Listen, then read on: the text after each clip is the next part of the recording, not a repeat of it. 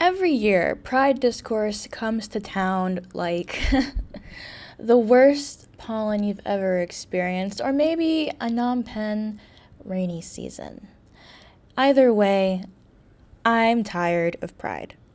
I went to my first one when I was 18, and I've never been to another one again because even in Atlanta, even before I peaked, even before I really knew about all this stuff, I was already annoyed because it was all corporations and performances, and there was no community building there. Couldn't find a single club, community thing, anything that was actually based where I grew up. And I've noticed this continual trend of these same couple conversations coming up year after year, and of course, I've commented on them. But today I found this article that was published in 2021 titled, "Yes, Kink Belongs at Pride, and I Want My Kids to See It." And I think this article explains perfectly what is wrong with Pride today. People like to just make the LGB community into a dumping ground for anyone who feels weird or outcast. Doesn't matter if you are straight, doesn't matter if you are just someone who likes wearing different clothes or you just feel weird or you like having handcuffs on during sex. Does not matter if you feel weird, you're lumped in with us. And this is obviously very detrimental to the gay liberation movement, which, mind you, still has not been successful in every country. There are more countries where you can be killed for being gay than there are ones where you'll be killed or arrested for being trans. Yeah, and note from the editor's room, I'm aware that there's a history of gay men doing this at Pride and whatever. I don't care. I don't care if there's a history of doing things, because just because something is a tradition doesn't mean that it's exempt from being criticized. And I am criticizing kink at Pride because I did not consent to seeing you doing sexual things there. Just like you cannot have everyone in a public space consent. Just like it is wrong when a straight guy walks his girlfriend on a leash at the mall.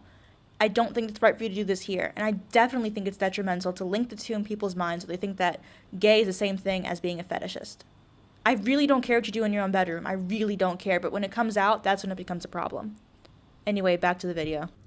So it's one of those things that really just gets my hackles up, especially when people like this equate being sexually deviant, being sexually weird, with being gay. I'm not weird because I'm gay. It's just a normal deviation of human behavior, of animal behavior. We see homosexuality in plenty of other animal kingdoms. We don't see transgenderism or BDSM in other ones, which to me goes on to show that this is a social issue, not an inborn one like sexuality is. Anyhow, let's go ahead and read the article. When our children grew tired of marching, we plopped onto a nearby curb. Just as we got settled, our elementary schooler pointed in the direction of oncoming floats, raising an eyebrow at a bare-chested man in dark sunglasses whose black suspenders clipped onto a leather thong. The man paused to be spanked playfully by a partner with a flog. "What are they doing?" my curious kid asked as our toddler cheered them on. The pair was the first of a few dozen kinksters who danced down the street, laughing together as they twirled their whips and batons, some leading companions by leashes. At the time, my children were too young to understand the nuance of the situation, but I told them the truth, that these folks were members of our community celebrating who they are and what they like to do.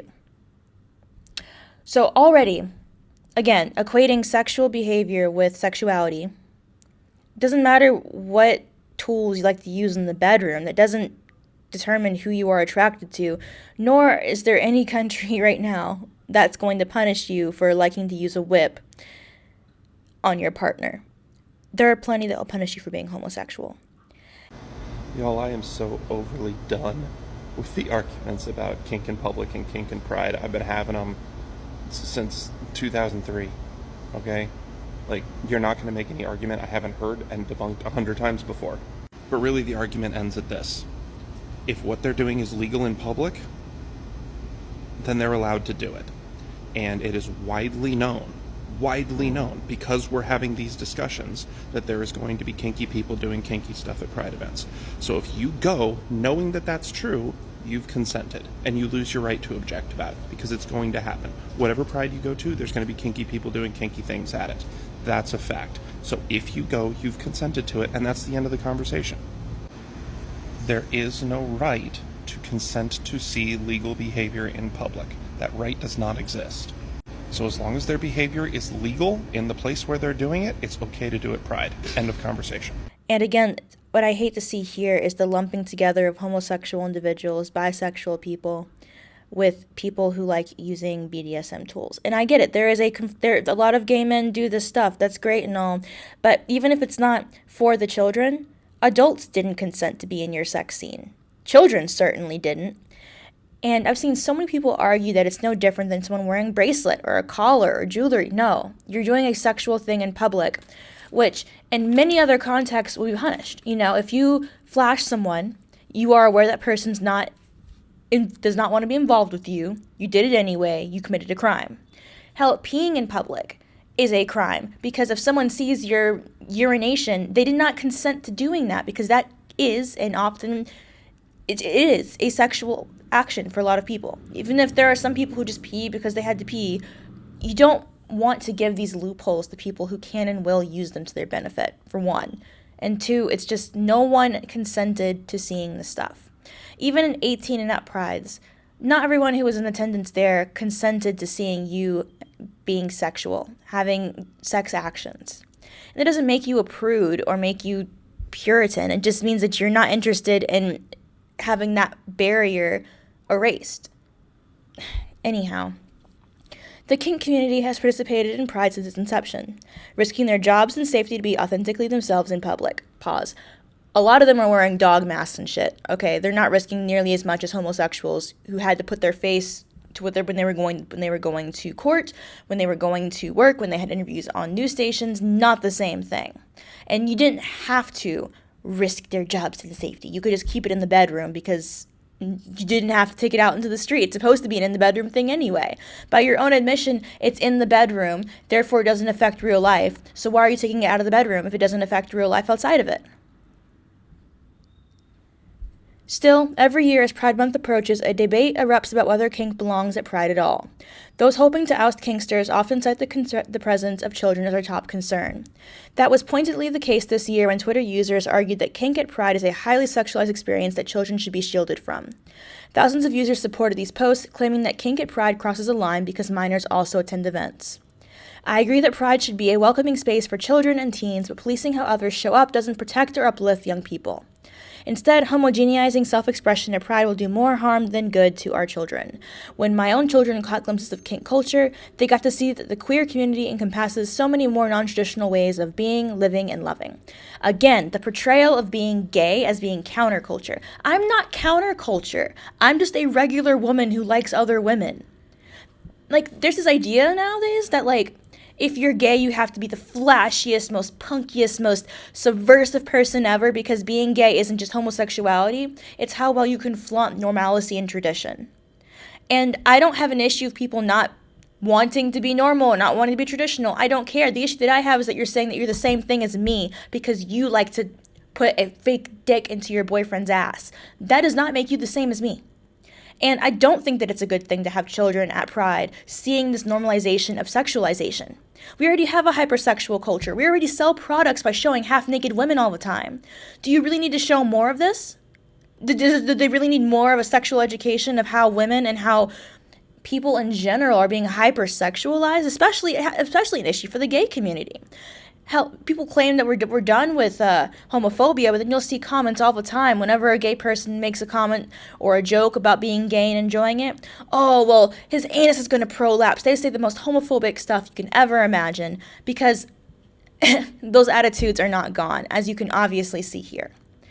I just hate this idea that wanting to prevent children from seeing sexual things is presented as being regressive.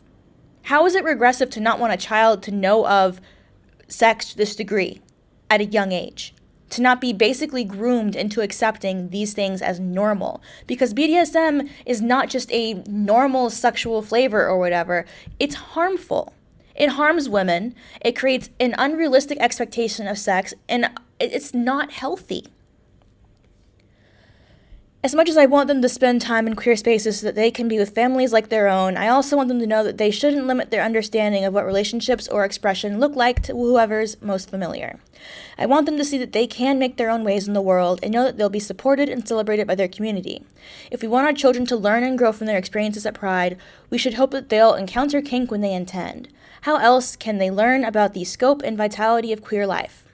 Do you know what I love about being in the queer community? It's that it is distinctly different from the LGBT community. LGBT is like very liberal, democratic. Queer is more gender commies in space. That's what I'm referring to when I say that I'm queer. You know?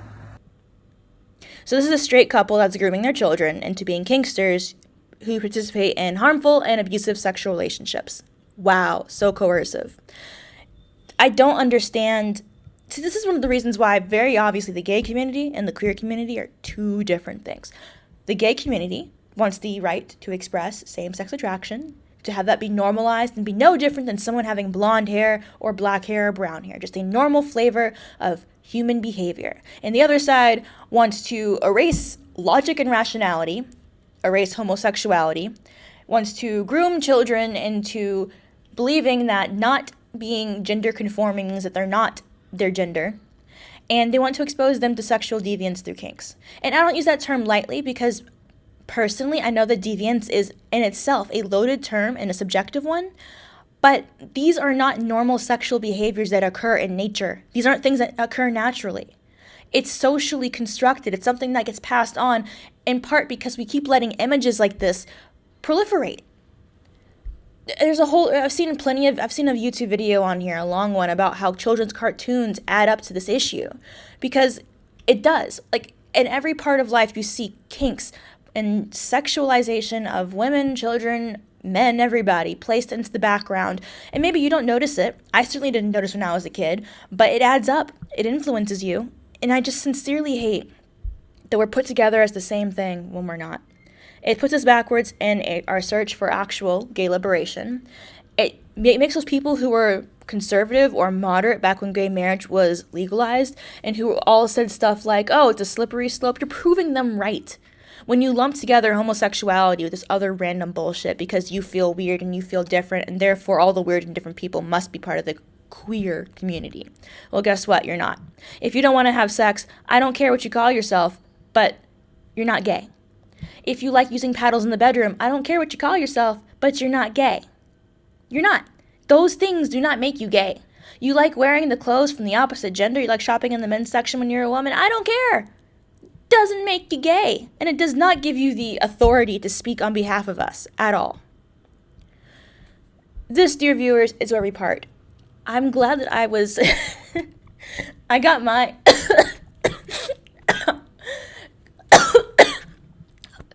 choking on my hubris here. I got my heart rate up for you. I just got off of being really, really sick because I ate bad street food. Note to everyone watching, if you come to Cambodia, don't eat from random vendors on the street who don't speak English. Sometimes it's okay. Sometimes you end up with botulism. I have not been able to get much work done this past couple days, and I saw this on my Tumblr, and I had to say something. I know it's an older thing, but these attitudes are only growing stronger by the day, and I'm so tired of seeing, yay, gay pride, and shut up. I don't even like pride anymore because it's so commercialized and it's so wrong. It's held by straight people who want to have a party. And it annoys me so, so much. And then, of course, the minute that you criticize any of this, they go, oh, well, obviously because you don't agree with us on every single thing, then you're the same thing as a conservative. I hope you know how hard it is not to be using so much profanity in these videos sometimes. I do try my best. If you have any comments, questions, concerns, leave them down below, and I'll see you guys next time. Bye.